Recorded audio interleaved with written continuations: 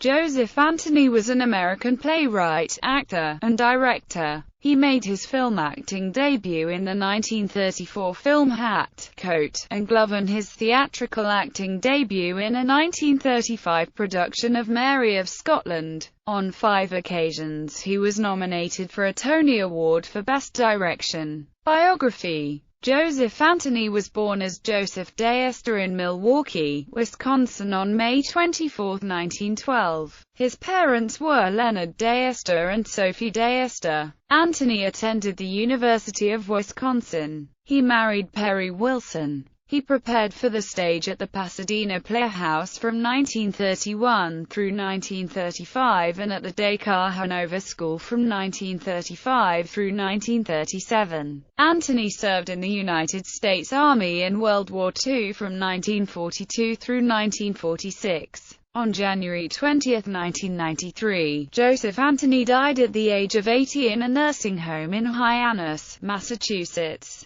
Stage work. Joseph Anthony, then appearing under his given name of Joseph DeEster, made his professional acting debut in 1935 playing the role of Rizzio in a production of Mary of Scotland. In 1937 he appeared in the touring production of Dead End. He went on to make his first New York City appearance 2 years later with the Federal Theatre Project Company playing the title role in a production of Professor Mamlock at Daly's 63rd Street Theatre. After returning from service in World War II, Anthony reappeared on Broadway under the name Joseph Adams at the Belasco Theatre as the second man in a 1946 production of Truckline Cafe. He first performed under the name Joseph Anthony in January 1948 at the Maxine Elliott Theatre in a production of Skipper Next to God. He continued to perform under this name through the 1950s, appearing in such original Broadway theatre productions as The Country Girl, 1951, at the Lyceum Theatre, NYC, Flight into Egypt in 1952, Camino Real in 1953, and Anastasia in 1954. Joseph Anthony made his New York City directorial debut in April 1948 directing a production of Celebration at the Maxine Elliott Theatre. In 1954, Anthony directed the original production of The Rainmaker, a play of which he would later direct the film adaptation. From March 1960 through March 1961, Anthony successfully opened the original Broadway productions of 4 shows which ran simultaneously: The Best Man at the Morosco Theatre, Under the Yum Yum Tree at Henry Miller's Theatre, Rhinoceros at the Longacre Theatre, and Mary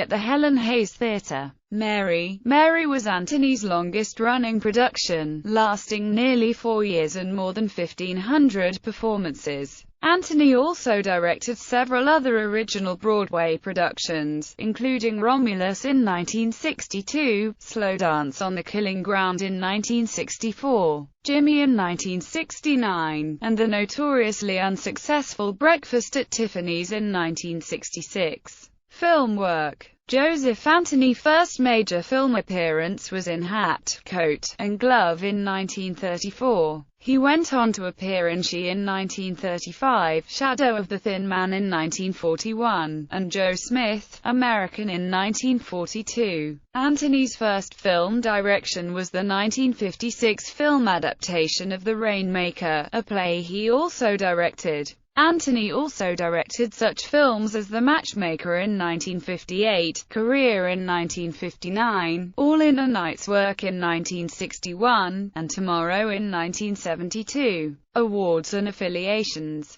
Joseph Anthony was nominated for a total of 5 directorial Tony Awards throughout his career, though he never won. In 1956, Anthony was nominated for the Tony Award for Best Director for The Lark. The following year he was nominated for the Tony Award for Best Direction for A Clearing in the Woods and for The Most Happy Fella. After the direction category was split into plays and musicals, Anthony was twice nominated for the Tony Award for Best Direction of a Play. In 1960 for The Best Man and in 1961 for Rhinoceros. Finally, in 1964, Anthony was nominated for the Tony Award for Best Direction of a Musical for 110 in the Shade. Joseph Anthony taught at the American Theatre Wing, Vassar College, Hunter College, and at New York University. In 1937, Anthony became one of the founding members of American Actors Company. In 1976, Anthony became a professor of theatre arts at the State University of New York at Purchase. He was also a member of the Actors Studio, a council member of the Actors Equity Association, a board member of what was then known as the Screen Directors Guild, and the first president of the Society of Stage Directors and Choreographers.